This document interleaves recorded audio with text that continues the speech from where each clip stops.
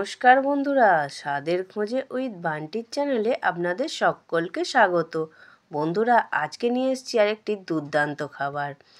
চলুন দেখে নেওয়া যাক খাবারটা বানানোর জন্য আমি কি নিয়েছি। এখানে বেশ কিছুটা বড় সাইজের চিংড়ি মাছকে কুটে ধুয়ে নিয়ে চলে এসেছি, আর এখানে লম্বা লম্বা করে বেশ কিছুটা আলু নিয়ে নিয়েছি। আর এই রেসিপিটা বানানোর জন্য বড় বড় আলু হলে খুবই ভালো হয়। আর এখানে দুটো পেঁয়াজকে পাতলা পাতলা করে কেটে নিয়েছি, আর কিছুটা রসুন থেঁতো করে নিয়েছি।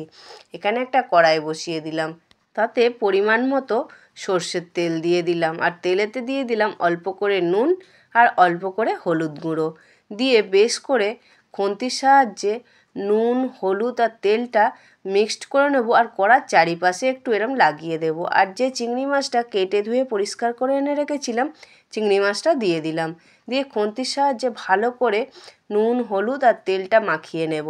নিয়ে বেশ কিছুক্ষণ ধরে ভাজবো, যতক্ষণ না সুন্দর করে ভাজা হচ্ছে এইভাবে ভাজতে থাকবেন। দেখুন আমার এখানে কিন্তু সুন্দর করে চিংড়ি মাছটা ভাজা হয়ে গেছে। চিংড়ি মাছটা ঢেলে রেখে দিলাম, আর কড়াইতে বেশ কিছুটা জল দিয়ে কড়াটাকে ধুয়ে, ওই জলটা কিন্তু আমি ফেলে দিইনি, ওটা কিন্তু রেখে দিয়েছি, আমার এই রেসিপিতে কাজে লাগবে। এবার কড়াইতে বেশ কিছুটা সর্ষের তেল দিয়ে দিলাম, আর কেটে রাখা বড় বড় করে আলুগুলোকে দিয়ে দিলাম, দিয়ে অল্প করে হলুদ গুঁড়ো দিয়ে দিলাম, দিয়ে বেশ কিছুক্ষণ ধরে লাল লাল করে সুন্দর করে ভেজে নেব। যেসব নতুন বন্ধুরা ইউটিউব থেকে স্বাদের খোঁজে উইথ বান্টির চ্যানেলের রেসিপিগুলো দেখছেন, বন্ধুরা যদি চ্যানেলের রেসিপিগুলো ভালো লেগে থাকে অবশ্যই একটা লাইক করে চ্যানেলটাকে সাবস্ক্রাইব করে দেবেন। দেখুন বন্ধুরা, কথা বলতে বলতে আড্ডা দিতে দিতে আমার এখানে কিন্তু আলুটা সুন্দর করে লাল লাল করে ভাজা হয়ে গেছে। আর যে পেঁয়াজটা কেটে রেখেছিলাম, পেঁয়াজটাকে আমি হাতের সাহায্যে একটুখানি ছাড়িয়ে ছাড়িয়ে নিয়ে আলুর মধ্যে দিয়ে দিলাম, দিয়ে আবারও বেশ কিছুক্ষণ ধরে আলু আর পেঁয়াজ একসাথে সুন্দর করে ভাজা ভাজা করে নেবো। দেখুন এখানে কিন্তু আলু পেঁয়াজ আমার সুন্দর করে ভাজা ভাজা হয়ে গেছে। দেখুন এখানে এবার আমি যে রসুনটা থেঁতো করে রেখেছিলাম সেই রসুনটাকে দিয়ে দেব, দিয়ে আলু পেঁয়াজ আর রসুন সুন্দর করে একসাথে ভাজতে থাকবো। যতক্ষণ না সুন্দরভাবে একটা রসুন বা পেঁয়াজের ভাজার গন্ধ বেরোচ্ছে ততক্ষণ কিন্তু এইভাবে সুন্দর করে ভাজতে থাকবেন। দেখুন এখানে কিন্তু আমার ভাজাটা প্রায় কমপ্লিট হয়ে গেছে। এবার মশলা কষানোর জন্য অল্প করে আমি জল দিয়ে দিলাম, দিয়ে নিয়ে এবার এক এক করে মশলাগুলো দেব। দেখুন পরিমাণ মতো আমি নুন দিয়ে দিয়েছি, আর দিয়ে দিলাম পরিমাণ মতো হলুদ গুঁড়ো, তারপর দিয়ে দেব পরিমাণ মতো লঙ্কা গুঁড়ো, হ্যাঁ ঝাল অনুযায়ী লঙ্কা গুঁড়োটা দেবেন, আর দিয়ে দিচ্ছি বেশ কিছুটা কাশ্মীরি লাল লঙ্কার গুঁড়ো।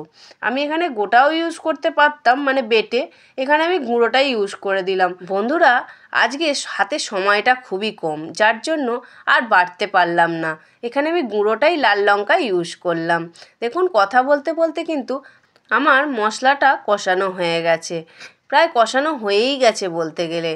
দেখুন এবার কিন্তু আমি আর কষাবো না, এবার আমি এখানে জল দিয়ে দেব।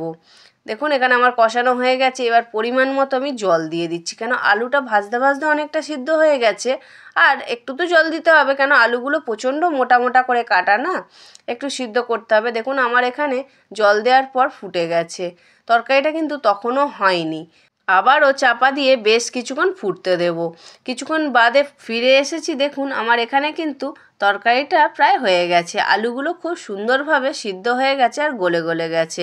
বন্ধুরা তরকারিটা বেশ কিছুটা ফুটে যাওয়ার পরে এখানে আমি যে চিংড়ি মাছটা ভেজে বলেছিলাম না, কড়াটা ধুয়ে রেখে দিয়েছিলাম, ওই জলটাকে দিয়ে দিলাম, দিয়ে একটুখানি ফুটে যেতেই ভাজা চিংড়ি মাছগুলো দিয়ে দিলাম। আর চিংড়ি মাছ ভেজে কখনো কড়া ধুয়ে ফেলে দেবেন না, ওটা ভালো জল দিয়ে কড়াটাকে ধুয়ে সুন্দর করে চাপা দিয়ে রেখে দেবেন। আর আমি যেভাবে করলাম রেসিপিটা এইভাবে বানাবেন। দেখুন আমি তরকারির কিন্তু কষানোর সময় ওই জলটা দিইনি, যখন তরকারি হয়ে আসবে তখন দিয়ে দিলাম, দিয়ে চিংড়ি মাছ ভাজাটা দিয়ে দিলাম, আর দিয়ে দিলাম হাফ চামচের মতো গুঁড়ো গরম মশলা, দিয়ে বেশ কিছুক্ষণ ফোটাবো। যেসব নতুন বন্ধুরা ফেসবুক থেকে স্বাদের খোঁজে উইথ বান্টির চ্যানেলের রেসিপিগুলো দেখছেন, বন্ধুরা আমার চ্যানেলের রেসিপিগুলো যদি ভালো লেগে থাকে অবশ্যই একটা লাইক করে চ্যানেলটাকে ফলো করে দেবেন আরও নিত্য নতুন ভিডিও পাওয়ার জন্য। এখানে আমার তৈরি হয়ে গেল স্বাদে ভরা আলু চিংড়ির কারি। বন্ধুরা আজকের রেসিপিটা কেমন লাগলো অবশ্যই একটা কমেন্ট করে জানাবেন। বন্ধুরা গরম গরম ভাতের সাথে স্বাদে ভরা আলু চিংড়ির কারিটা অপূর্ব লাগে খেতে, জাস্ট দারুণ, আঙুল চেটে চেটে খাবেন। কী যে অপূর্ব লাগে খেতে কল্পনাই করতে পারবেন না। অবশ্যই বানাবেন। আবারও দেখা হবে অন্য কোনো দিন অন্য স্বাদের রেসিপি নিয়ে।